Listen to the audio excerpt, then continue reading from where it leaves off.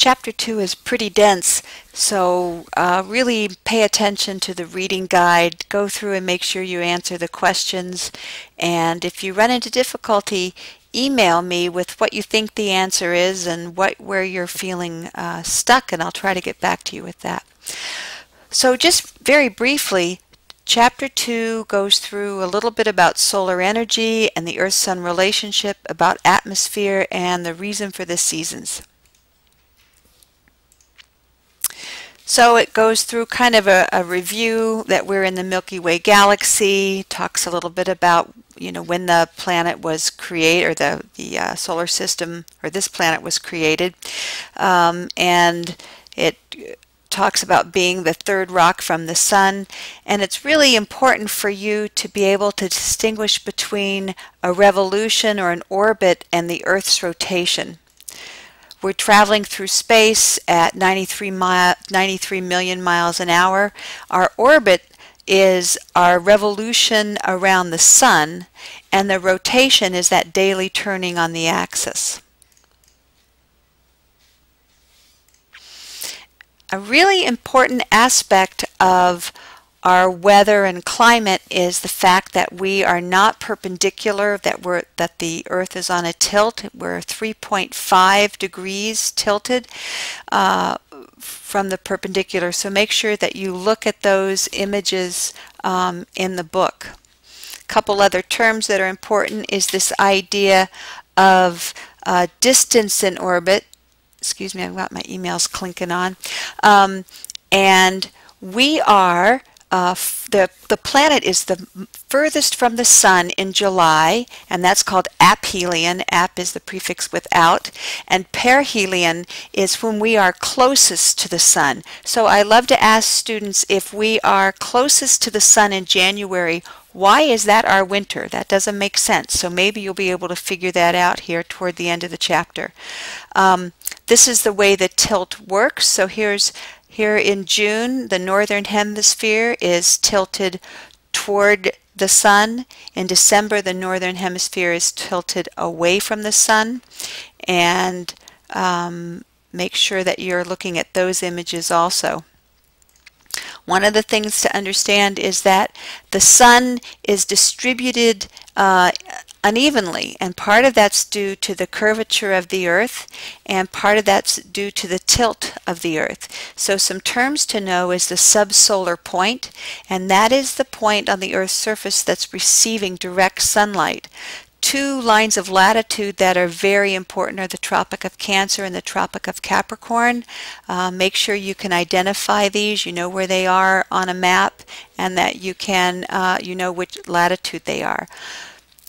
There's an image that shows the distribution of solar energy, and areas that are getting the maximum solar energy are here along the equator, and then as you go poleward, either to the North Pole or the South Pole, the South Pole, you have negative inputs. So the center has a lot of excess, or the equatorial region has a lot of excess solar energy, and the polar regions have a negative or a lack of solar energy. And if we had no atmosphere moving this excess heat around, these areas would be unlivable, and these would be much too hot. So in the next couple chapters, we'll look at how this extra energy gets moved from the North to the South Pole.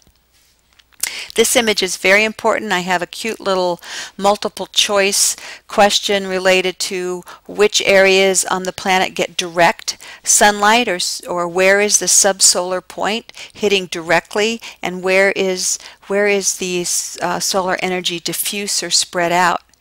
And you can look at this diagram. When you have direct sunlight hitting perpendicular to a surface, you have a much smaller area receiving that solar energy.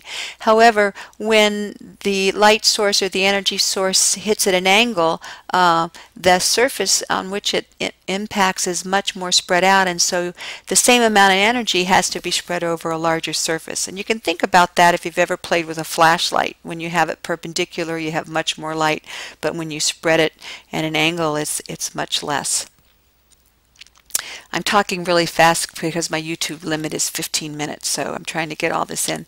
Seasonality. One of the most important things that I want you to be able to understand from this chapter is how these relationships, the angle of the tilt of the Earth, the diffused rays, and the subsolar point, how all of those work together to create seasons that we have. So it's not really related to how close we are to the sun, but it's related to what is our angle toward the sun that creates seasons. So solstice is when the sun is directly over one of the two tropics. The summer solstice is the longest day in the northern hemisphere. The winter solstice is the shortest day in the northern hemisphere. So this is also an image that is in your textbook and one that you'll see on an exam and a quiz. So December 21st, this is the winter solstice, and you can see that the axis is pointing away from the sun, so the energy coming in to the northern hemisphere is diffuse. The energy hitting the southern hemisphere, the Tropic of Capricorn, is much more direct. The same in the summer solstice. The equinoxes are the times of the year when the sun is directly on the equator and you have equal day or night length. The book also talks talks at great lengths about the Earth's atmosphere. The atmosphere does a lot of things as far as protecting incoming radiation. It kind of acts as a magnetic force to protect us from excess magnetic energy, recycles water, deflects particles. So the atmosphere is pretty critical.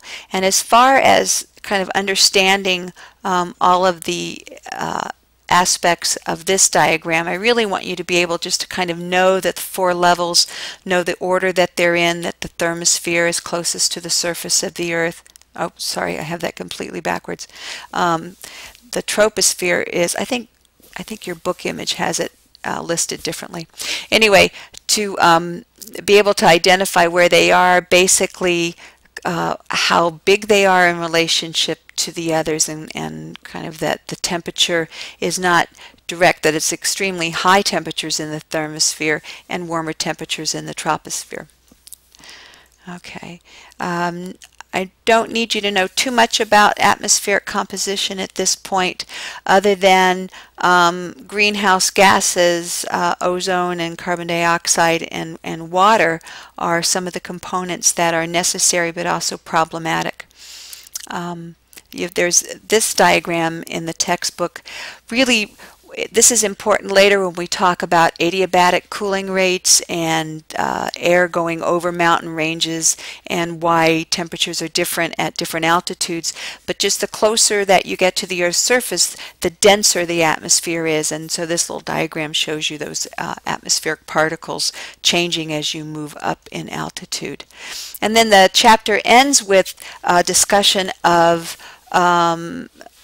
atmospheric pollutants, and talks a little bit about what are natural pollutants. Even if humans hadn't created industry, we would have problems with atmospheric particles, and so what contributes to that.